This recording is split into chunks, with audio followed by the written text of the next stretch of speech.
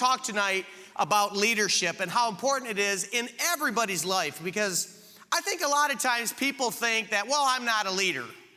But I think when we do that, we start defining leadership improperly, because if we were to define leadership as influence, how many people are influenced or influence someone in life?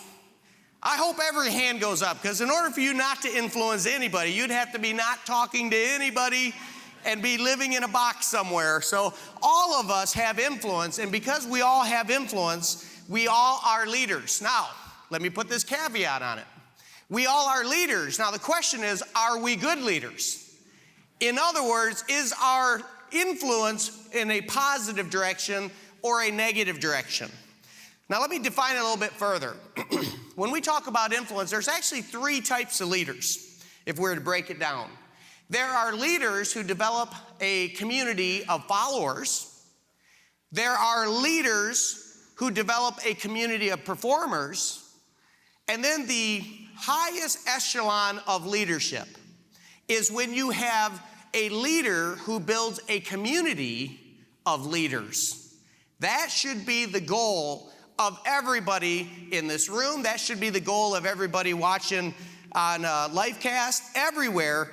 The goal should be to become a leader who creates a culture of leadership, who creates a culture to where if someone gets into that community, they will grow and learn and change until they become a leader in their own right. Now, in order to create this culture that we're talking about, you've got to start to understand and create a game out of whatever business or enterprise you're involved in. Now, if we compare sports, a coach for sports and a business leader, it's amazing the parallels, but there are some significant differences. For example, if we talked about Lou Holtz in the game of football, Lou Holtz knows the game of football. He knows that you can do a forward pass. He knows that it's 10 yards for a first down, and it's been 10 yards for a first down for a long time, hundreds of years now. That's not going to change tomorrow, for example. He knows that you have 4 downs to do the 10 yards, and all of these situations are consistent. The game is defined, and the coach, a good coach from a bad coach, is creating a culture of execution where you get enough leaders that will perform the play over and over and win. And if one coach can get his team to execute the play better than another team, they will win more games. That's how sports coaching goes. But let's redefine it a little bit for a business leader. And that's why I think a true business leader that's in a free enterprise system are the greatest leaders in the world. Because can you imagine if Lou Holtz got to the line of scrimmage and started saying, got his team to hut 1, hut 2, and they said, we changed the rules. It now takes 15 yards for a first down. Wait a minute, we're right in the middle of calling the play. You just changed the rules. Hey, sorry, I just changed the rules.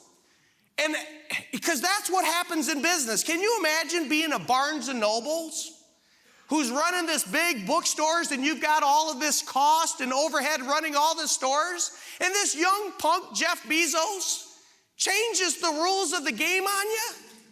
He says, you can have all of that overhead. I'm going to run my business online, and I'm just going to have books where you can order and they'll be delivered to your door. So you have all that extra cost. Well, I'm going to run it online and lower all your prices 10%. Can you imagine if Barnes & Noble were a football team or something? They'd say, he's changing the rules, unfair. But in business, it's totally fair, isn't it? That's what business. So there's another level of difficulty of running a free enterprise business, is that you never know when the rules are going to change on you. So you've got to learn to keep score at a deeper level than even a football team or a baseball team. You've got to keep score to make sure that the play you think is scoring is still scoring.